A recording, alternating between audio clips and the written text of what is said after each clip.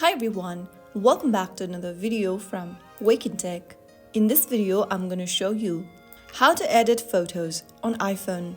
To edit photos on iPhone is super easy. First of all, go ahead and open up your Photos app on your iPhone, which is indicated by colorful flower icon.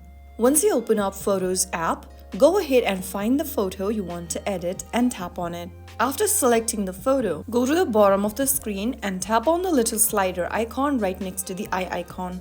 You will then be taken to the editing screen. You can go ahead and use the adjustment tool available at the bottom of the screen. You can auto-enhance your photo by tapping the auto button. This will work as a quick fix for your photo. You can also go ahead and look for the exposure, brightness, brilliance, contrast and other options available at the bottom and slide the bottom at the bottom in order to select and enhance your photo. You can also apply filters to your photos by tapping the filters icon at the bottom. Swipe through the filters such as vivid, vivid warm, cool, dramatic, etc. and select the filter that suits your photo. You can also adjust the filter's intensity by dragging right or left on the slider at the bottom.